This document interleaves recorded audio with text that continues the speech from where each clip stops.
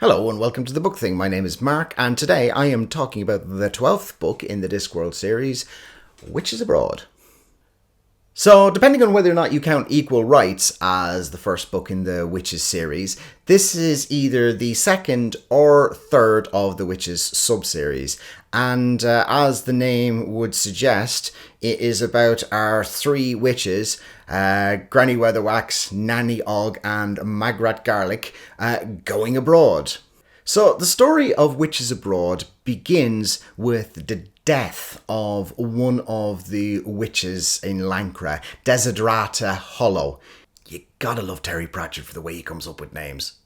Now in life, as well as being a witch, Desiderata was also a fairy godmother, and on her death she passes on the wand and role of fairy godmother to Magrat. So, as part of her fairy godmother duties, Magrat has to go to the city of Genua to look after the girl Ella, and is told in her final instructions by Desiderata to absolutely not involve Granny Weatherwax or Nanny Og. So, as you can imagine, Granny Weatherwax and Nanny Og insist on going with her. So the initial part of the story is about their travels to get to Genua, and then about their arrival at Genua, which is a city that is of two parts. Part number one is the public side to the city, which is extremely clean and neat, and everyone is smiling and happy all of the time. And then outside the city, there is the more real part of Genua, which is where people are more real, and there's swamps and voodoo magic and things like that. The inside part of Genua is very deliberately a Disneyland-esque type place. Something similar to the land of Duloc that Lord Farquaad created in Shrek.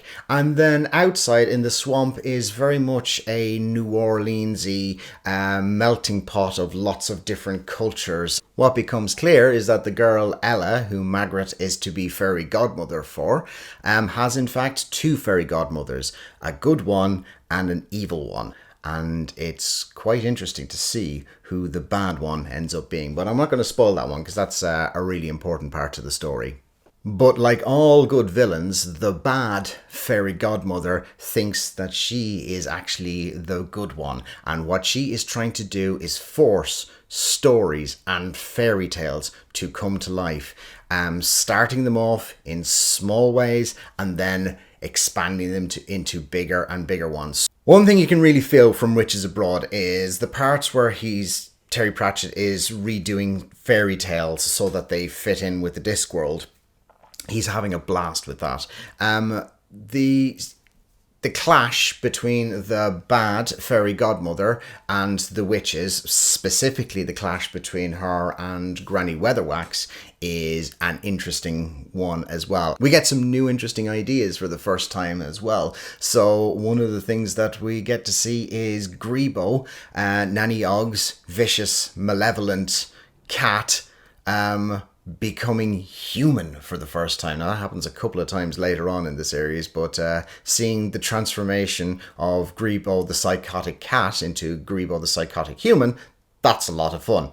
Pratchett's writing and his gags are going from strength to strength. The characters of Nanny, Magrat and Granny are just getting more engaging the more that you see them.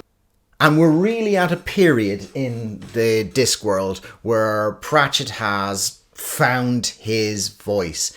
He really gets what the Discworld is and who the characters in it are. It doesn't feel like it's the sort of fumbling around that he does in some of the earlier ones, you know, like when we get back to like if we think all the way back to Strata, it's kind of Terry Pratchett doing his version of Douglas Adams. Now, in Witches Abroad, it really feels like Terry Pratchett has found his own voice and has found the Discworld, and it's all the better for it. It's a lot of fun, 4.5 stars, and it's at the early stage of one of the great runs throughout the Discworld series where the books are just really, really spot on.